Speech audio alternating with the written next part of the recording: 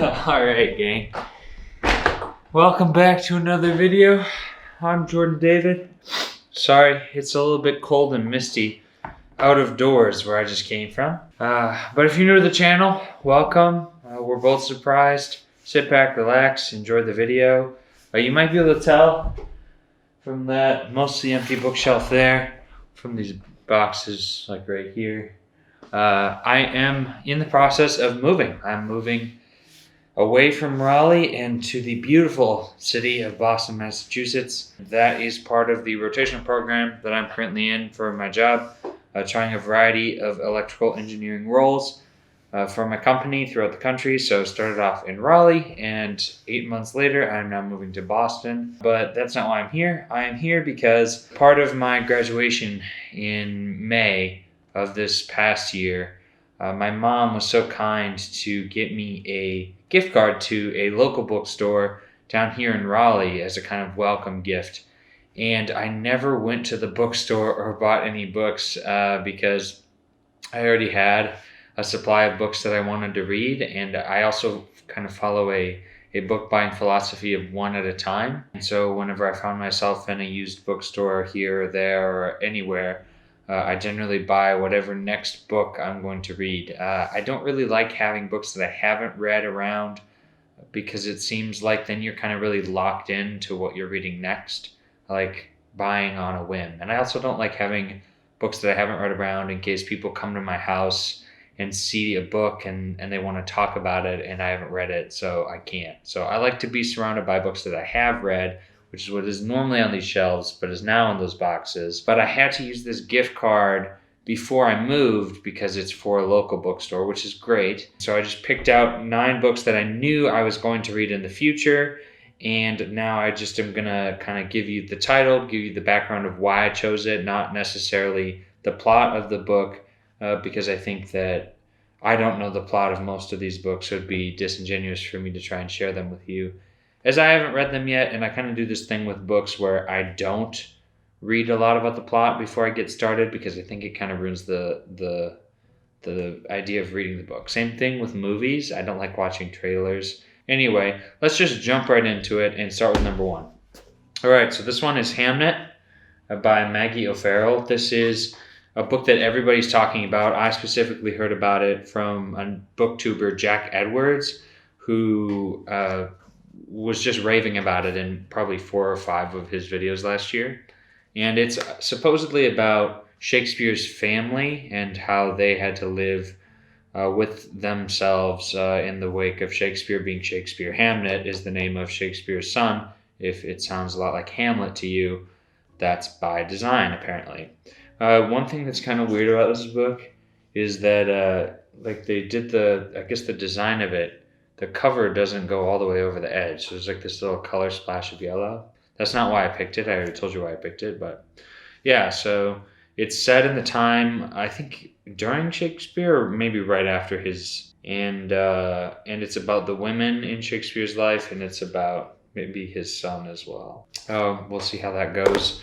That's kind of high on my list because I know that it's hot right now, and it's always good to stay plugged into what people are currently reading. Because then you have something to talk about with other people who read, instead of reading all these old books that nobody talks about anymore, which is mostly what I do. Second, Sula, Toni Morrison. I read Beloved last year, and I made a video about it. It's definitely one of the most impactful books that I read last year, and it was the first Toni Morrison novel I ever read. So this one is about 2 girls who are friends and then enemies and something. I don't know much about it, again, but it was recommended to me by John Green. John Green is a novelist who also runs a YouTube channel with his brother, and he talked about Sula in the context that he read it with his now wife, but then friend and then girlfriend and then wife. They both connected to it given their childhoods and where they grew up. I don't think I'll have the same connection with it that way because I didn't grow up in a southern town or a rural community, but if I know Toni Morrison, I know it's going to be heartbreaking and a very instructive book. Next, another popular author. Most people know Toni Morrison. Almost everybody has heard of Kurt Vonnegut. probably because of Slaughterhouse-Five, which was a movie and a book and all kinds of things. And so I read that last year. That was my first Vonnegut.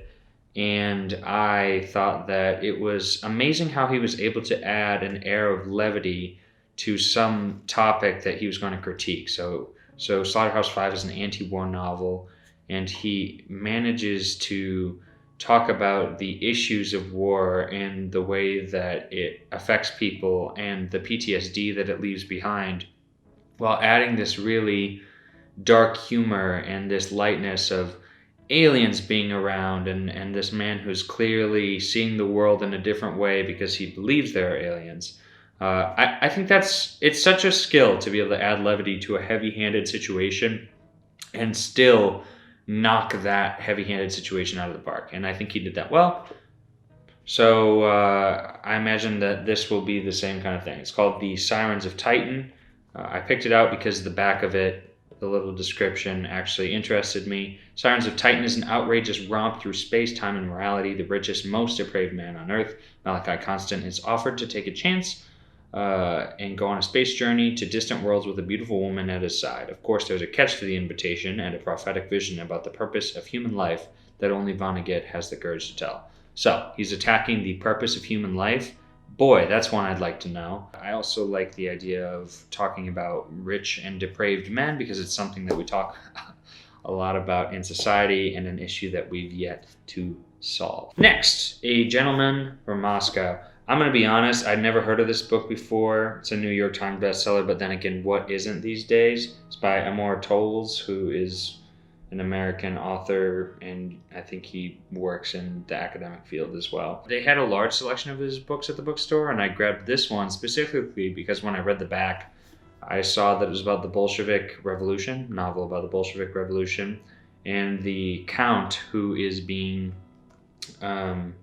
stuck in Moscow is named Count Alexander Rostov, and I'm currently kind of trudging my way through War and Peace, which is my second Tolstoy book, and I'm loving it. It takes a lot of energy and a lot of time to get through, but one of the main families they focus on are the Rostovs, which are part of the aristocracy, as this Count Alexander Rostov is. So I don't know if he is supposed to be linked to them in some way, and this is like an homage to Tolstoy by Amor Towles. I'm going to find out.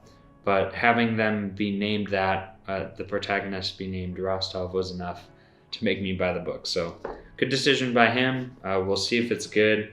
It's supposed to be, I think, a humbling experience for this count who is told by the Bolsheviks that he is no longer going to be important in society, which is something that happened in Russia in a very bloody way. And so he kind of connects with the people who he ends up being sequestered with, and he helps save this young girl. Sounds great, sounds intriguing. I don't know when I'll get to it, probably later on in the year.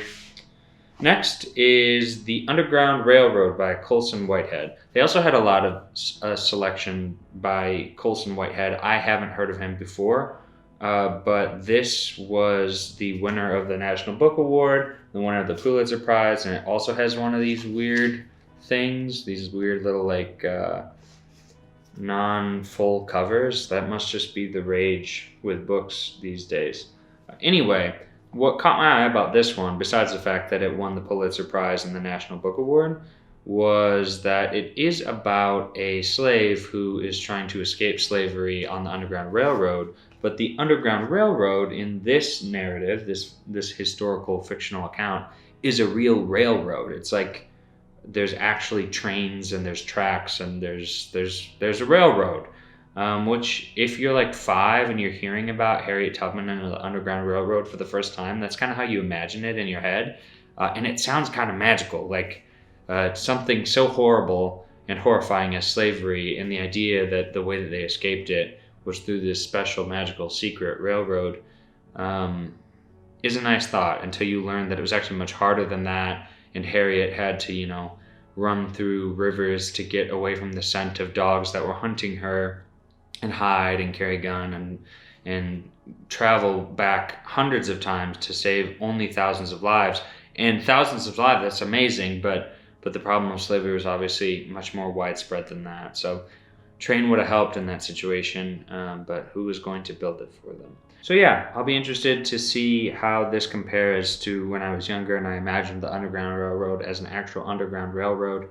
And I always love books that touch on the history of American slavery, because there's still a lot to be said about it, and the way that people who were subjugated by it, who were enslaved, actually felt, and the way that they survived. I think that's one of those very human moments, to get inside the head of somebody who is faced with absolutely the opposite of freedom, and how they can rationalize living through each day and the promises that they make to themselves, the promises that they make to others. I think that's a very powerful piece of the puzzle, that when we talk about race relations today, we could all use a little bit, maybe some more empathy. And I find that reading books like this, like Uncle Tom's Cabin, like Beloved, you can kind of get inside the head of somebody who you'll never have to go through what they went through, but understanding what they went through is vital to understanding how to proceed. So hopefully I'll get to this sooner rather than later. I think it'll be near the top of my list. Yeah, now that I'm reading the Tolstoy, I have a newfound appreciation for Russian novelists. So I picked up, of course, the Insta classic, Russian classic, Crime and Punishment, which I try not to learn about, but so many people have spoiled it for me over the years. I'm going to try not to spoil it for you, but a man commits a murder and goes through this philosophical understanding of crime and of punishment, and what that looks like. So I'm not going to tell you any more about it. Of course, you've heard of it. You've heard of Dostoevsky. It's probably his most famous book, but I got another Dostoevsky book that I will show too. And then Pride and Prejudice by Jane Austen. I love English literature, and I love the women of English literature, the Brontes. I've never read a Jane Austen novel, but this is obviously one of the most famous English novels of all time. My mom just read it last year. She highly recommended that I read it. I've been meaning to get around to it, but then I haven't, and now I will. So this is probably the next book that I'll read. Right now I'm reading A Farewell to Arms with my dad, and then I'll read Pride and Prejudice for my mom. Haruki Murakami. He is one of the most famous contemporary fiction authors right now. He's all over Goodreads. People are making videos about all of his books. I've never read him, and I don't read that much contemporary fiction anyway, but I'm trying to get more into it. And so they had a bunch of Murakami books, and I looked through all of them, and I read the little descriptions on all of the back, and this one got to me the most, like intrigued me the most. An advertising executive receives a postcard from a friend and casually appropriates the image for an advertisement. What he doesn't realize is that included in the scene is a mutant sheep with a star on its back, and using this photo, he has unwittingly captured the attention of a man who offers a menacing ultimatum: find the sheep or face dire consequences. Thus begins a surreal and elaborate quest that takes the readers from Tokyo to the remote mountains of northern Japan, where the unnamed protagonist has a surprising confrontation with his demons. First of all, I love unnamed protagonists. It's a plot device that I use all the time in my own stories and books. I think it's so powerful to place yourself in the view of the protagonist, and the best way to do that is to not have them be a separate character. It's to have them be an unnamed protagonist speaking in the first person. So you are forced, by not knowing, not assigning a separate name to them, to believe that you're within their own experience, within their consciousness, and seeing the world as they see it. So I love when authors do it. I love doing it, and it immediately made me want to pick up this book. Second, I've never been to Japan. I've never been to Asia, but it's high on my list of places to go. And so any kind of descriptive scenes that he can paint for me, I'm excited to read. And so the thought of getting to go to the remote mountains of northern Japan, if only in my mind, is quite appealing. So yeah, I don't know when I'll get to this one, but hopefully before the end of the year. Brothers Karamazov. I don't know how to say it. I'm not Russian, but I've been told that this is one of those books that changes the way that you see the world, and you can learn everything you need to know about life by reading this book. which seems powerful. I've heard similar things about War and Peace so far.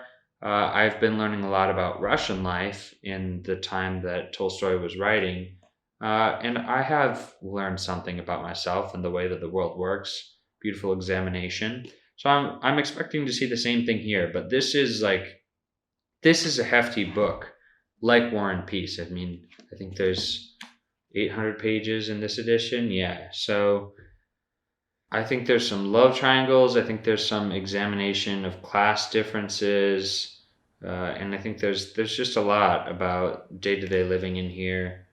And I think it was his last novel. Yeah, Dostoevsky's last novel, and largely considered to be his greatest. So I'm looking forward to getting this too. I got clearly a full year of reading here. I can't imagine I'll be buying many more books or doing any other book hauls until I at least have a good majority of these done.